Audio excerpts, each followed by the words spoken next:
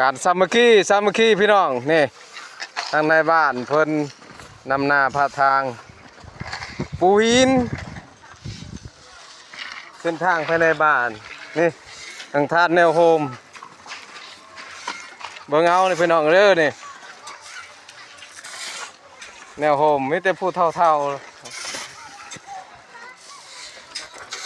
แต่แรกการสามัคคีพี่น้องการสามัคคีพาเฮ็ดพาสร้างภายในบ้านน้องเอ้ยนี่ปกสมานำด้วยหลายคู่หลายคนการสามัคคีเพราะฉะนั้นก็ให้พี่น้องเฮาฝากกดSubscribeกดไลค์กดแชร์ให้บ่าวนี่เด้อการพัฒนาเส้นทางภายในบ้านพี่น้องเอ้ยบ้านนาสังเหาะสามัคคีบ่จักกวาดบ่จักขูดไปจังซี่แหละ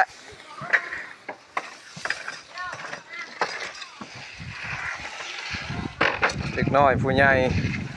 พากันเฮ็ดกันสร้างนำนาพาทางอาคารในบ้าน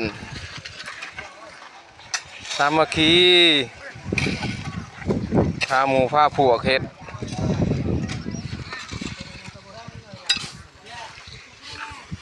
ทานแนวโฮม ผู้นำนาพาทางนำพานุ่มเด็กนุ่มน้อยพี่น้องบ่ได้อยู่บ่ได้เศร้าพี่น้องเอ้ยแต่ละมื้อแต่ละวันนี่แหละขั้นการพัฒนาพี่น้องอยู่ในการพัฒนาชนบทพี่น้องบ้านนาสังเหาะเมืองชลบุรีแขวงสะวรรณเขตจุดซุ่มตั้งไว้ลำถ้วยพี่น้อง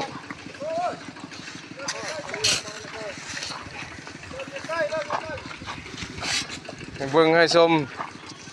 นำกันพี่น้องการสามัคคี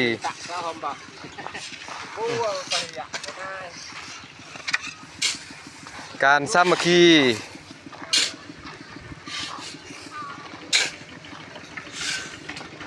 ทหารบ้านเบิ่งนี่นำพาประชาชนเฮ็ดเวียกวุ่นวันอยู่พี่น้องเอ้ย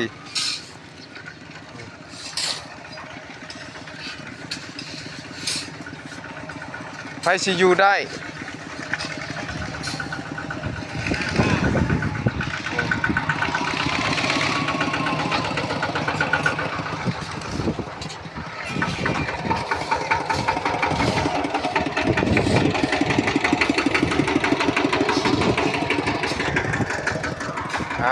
จบคลิปบ๊ายบาย